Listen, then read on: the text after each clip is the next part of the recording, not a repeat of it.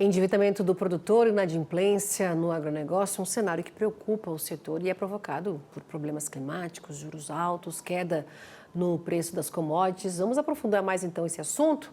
Eu vou conversar então com o Rui Toledo, PISA, advogado especialista em agronegócio. Muito boa noite, bem-vindo, Rui. Boa noite, Simone. Muito obrigado, é um prazer. Prazer é todo nosso em tê-lo aqui hoje para essa conversa. Previsão, a gente sempre está falando aqui, viu, Pisa? Previsão recorde aí para a safra 25-26, não é? Dados da Conab apontando isso. Mas a margem de lucro do produtor está diminuindo, né? E já foi mais alta em safras anteriores, segundo dados da Serasa Experian, né? E eu te pergunto, clima aí, né? A gente vê o produtor fazendo e tentando renegociar essas dívidas, já trazemos inúmeras reportagens aqui, alguns aí na inadimplência, outros já estão na recuperação judicial. E eu te pergunto, essa crise está longe de acabar? Olha, Simone, infelizmente, eu acho que nós vamos ver ainda, talvez, seguramente, este ano e provavelmente uma boa parte, se não ainda o ano que vem, marcado por notícias aí de inadimplência, muitas delas em função do efeito inercial, né? Muitos dos casos que, grosseiramente falando, estouram agora, começaram, né, vêm de decisões de investimento, de endividamento que foram tomadas, como você falou anteriormente, em tempos de margem muito mais alta, né, anos dourados aí logo pós-pandemia, né,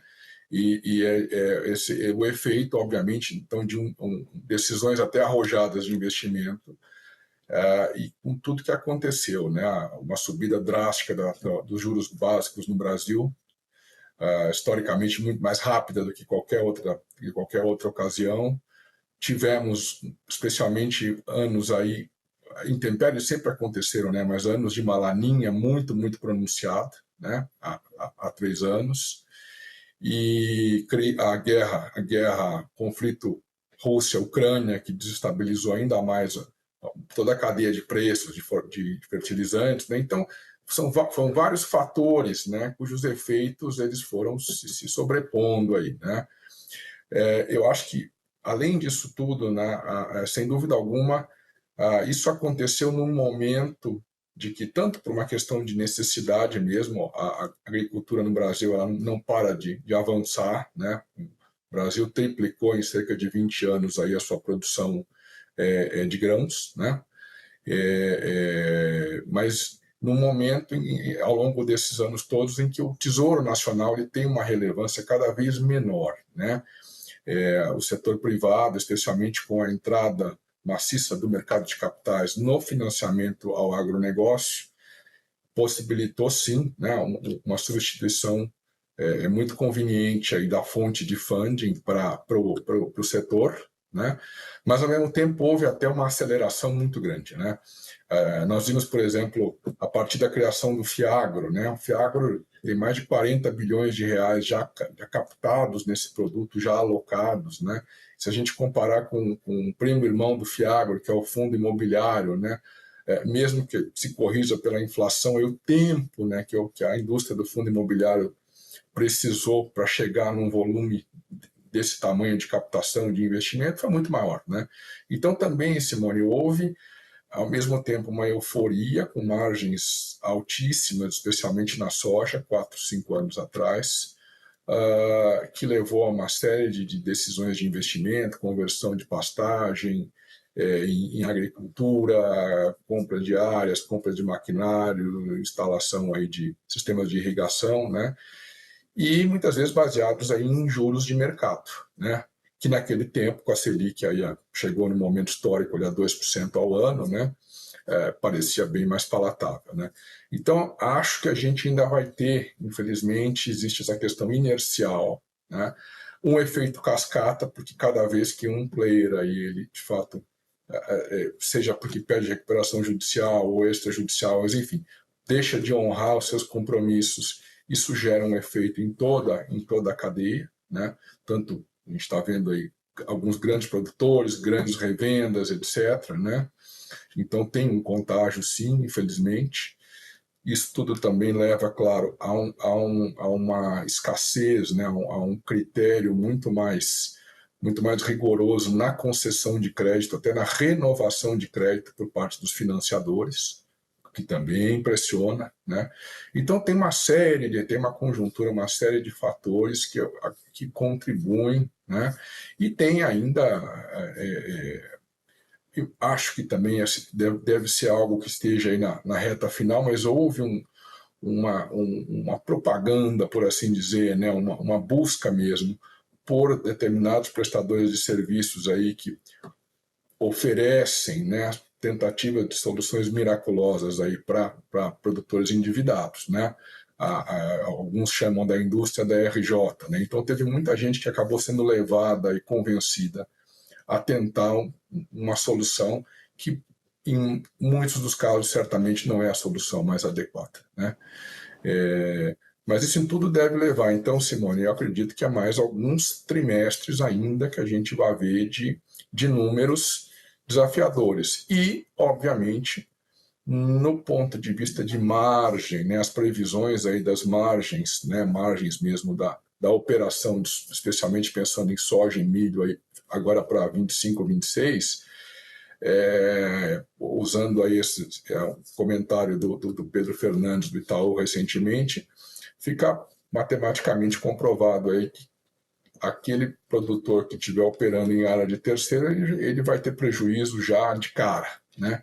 Então, nós estamos vivendo um momento que somente os produtores que tenham um endividamento muito mais controlado e trabalhem com áreas próprias vão ter alguma lucratividade, provavelmente, nessa safra que começa agora, né? Que está em fase de plantio. É complicada essa situação toda, né? São vários os fatores que você elencou aí, a inadimplência crescendo, tornando esse crédito mais escasso, restrito até mesmo, né? A gente tem dados da Serasa Experian que 565 pedidos de recuperação judicial no agronegócio entre abril e junho deste ano, uma alta crescente aí de mais de 30% em relação ao mesmo período do ano passado. E em relação à recuperação judicial, o Banco do Brasil, a gente noticiou essa semana aqui, o banco, né, o maior parceiro do agronegócio do Brasil, falando, né, em um aumento dos pedidos aí, né, de forma desvirtuada, segundo o banco, né, e por isso o crédito ficaria restrito, né, devido ao risco, né. Não, por esse lado, né, a gente vê o nosso produtor nessa dificuldade, né, de receber esse crédito.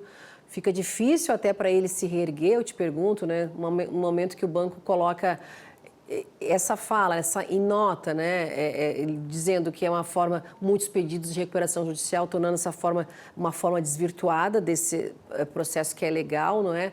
E, por outro lado, a gente vê esse produtor, esse empresário tentando, né, se reerguer. Como é que fica essa matemática? Pois é, pois é. Não, até vale a pena dizer que o Instituto Legal da Recuperação Judicial, ele não só é importante, em muitos casos é extremamente relevante de fato, para permitir a recuperação econômica, né, a preservação de empregos e de negócios, né. Então, aqui, de maneira nenhuma, a gente está aqui criticando o Instituto e até a utilização, quando cabível, quando conveniente, tanto da recuperação judicial como extrajudicial, né?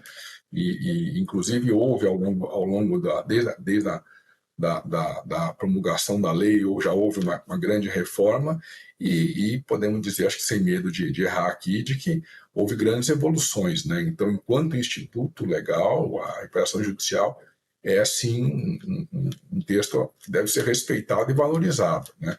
Infelizmente, Simone, até a propaganda hoje, né, exagerada aí por parte de prestadores de serviço que tem vendido, né, a ideia de que possa solucionar todo e qualquer problema, que muitas vezes deriva de decisões, de fato, decisões de investimento, decisões de alocação de recursos não bem planejadas, não bem embasadas, é que tem, inclusive, fomentado um número recorde também, né, recorde de pedidos de recuperação judicial, e muitas vezes até me assusta. A gente tem visto, né, a recuperação judicial um processo grande que envolve um administrador judicial, todo um cabedal de prestadores de serviço. Então, quando os primeiros casos de agronegócio relevantes, né, começaram, de fato, a acontecer, enfim, e serem objeto de pedidos de recuperação judicial, eram casos, né, endividamentos de centenas de milhões de reais. Agora a gente tem visto aí alguns pedidos aí que envolvem poucos milhões de reais, né? Daqui a pouco, se a gente pensar que uma colhedeira grande aí custa mais de 2 milhões de reais, uma colheitadeira, né? Então até é um uso, né? Dependendo do caso, eu até brinquei esses dias com a gente tem um grupo de amigos aí que são Faria Limers, né? Do agro, né?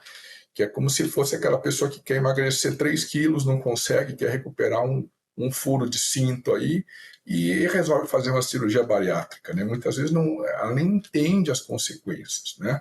Claro que há muitos casos que, de fato, o valor da dívida que foi acumulada, ainda mais com juros altos, agora custos de renegociação, muitas vezes até superam todo o patrimônio e aí é problema mesmo, né? Mas, então, eu acho que, assim, talvez a grande parte, a safra, né, de contratações de dívida que não serão possíveis de ser pagas aí com produção, com geração de caixa, ainda mais no cenário de margem caindo, isso tudo, a grande parte já foi, né? Como eu falei, a gente está vendo um efeito inercial, né? Então, a partir de uma certa normalização, né, e, obviamente, muitos desses produtores que aumentaram o seu ativo imobilizado, aumentaram até a sua base de equipamentos, etc., vão ter que desinvestir, já estão desinvestindo alguns. Então, também, a gente pode até verificar uma certa redução em algum momento de produção absoluta mesmo, né? Mas principalmente por parte daqueles produtores que hoje não vão conseguir conviver com os níveis de endividamento, né? Então, acho que a partir dessa normalização, né, vamos dizer, novos casos de crédito não bem concedido, e não bem mensurado, não devem estar acontecendo com muita frequência, né? Então reduz a fonte, né, desses problemas. Muito esforço de renegociação. Acho que a gente deve ver em 2026 um ano recorde de transações de venda e compra de imóveis rurais, né? Já há notícias de que este nosso ano já é um ano de muitas transações, e o ano que vem deve ser não só com uma acomodação de preços, mas talvez até eu arriscaria aqui imaginar que a gente possa ver até uma certa queda nos preços de terra, porque ainda há uma indexação mental aí por parte de determinados produtores aos preços recordes da commodity aí de 4 anos atrás, né? Então, isso tudo, na medida em que esses preços também refletirem um pouco mais a possibilidade real de geração de caixa, de geração de margem, né, de terra doravante, nós talvez vejamos sim mais negócios, inclusive negócios feitos em prazos menores, né, sem aquela euforia que muitas vezes fazia com que negociações entre privados ali fossem feitas com prazos de 10 anos ou mais, em que o vendedor, ele, no afã de vender por um preço muito alto, dava crédito, né, entre aspas, aceitava um parcelamento muito longo. E agora, de parte a parte, mesmo fora do mundo financeiro, há uma cautela muito maior, né? Então, acho que a gente vai ver bastante transação, provavelmente com preços mais baixos, mas isso também deve ajudar, né? Deve ajudar a resolver, diminuir um pouco essa quantidade, inclusive de litígios, né? Porque o produtor rural que está vivendo aí, independentemente da situação da RJ, tem lá uma declaração de essencialidade de bens, então ele fica razoavelmente protegido por um tempo ali, ele fica na posse dos seus bens, mas não é uma decisão, não é uma solução, melhor dizendo, definitiva, pelo contrário, né? Muitas vezes os custos de se manter esse nível de discussão judicial ao longo de anos, manter a própria recuperação judicial, eles são subestimados. No começo eles vão desgastando profundamente, né, o produtor, a operação. Então, acho que muitas desses casos devem se resolver, inclusive, com desinvestimento, né, ao longo deste próximo ano. Tá? Muitas vezes um desinvestimento parcial aqui, não estou falando de poucos casos, as pessoas vão sair do negócio, né, mas se houve, inclusive, muito investimento, muito crescimento, né, de atividade super acelerado nesses anos áureos aí pós-pandemia. Também não é de todo surpreendente que exista agora, né, um certo recuo para que as coisas se acomodem, né? Mas o lado bom é que, apesar disso tudo, a gente vê que a parte de tecnologia, de produtividade, enfim, de melhorias constantes no lar, inclusive sustentabilidade, uso cada vez mais consciente de água e assim por diante, isso, Simone, é algo que é uma estrada sem volta, né? Graças a Deus, né? Então, acho que é um pouco isso, né? A gente vai ver talvez muitas transações de terra esse ano, preço este ano que vem, né? Preço um pouco mais baixo, e muita gente querendo resolver o problema de ficar livre de dívida para poder retomar a atividade. É essa mensagem, né? Se livrar das dívidas para tocar as atividades, né? E fazer essa produção aí tão pujante do Brasil, mas tem que ter essa gestão toda, né? Essa questão aí para não cair, né, nessa indústria, como você falou, né, da RJ, a gente vê muitas situações aí, é uma ferramenta legítima, mas todo cuidado nessa questão aí, né, Rui, levantada por você. Rui, muito obrigada por essa conversa, análise aqui com a gente hoje. Uma situação bem delicada que a gente sabe que o nosso produtor está enfrentando neste momento. Viu? Rui Toledo Pisa, advogado especialista em agronegócio. Uma boa noite, um excelente fim de semana e até uma próxima para a gente voltar a falar em outros assuntos. Obrigada, viu? Uma ótima noite, fiquem com Deus aí. Obrigada, querido. Tchau, tchau.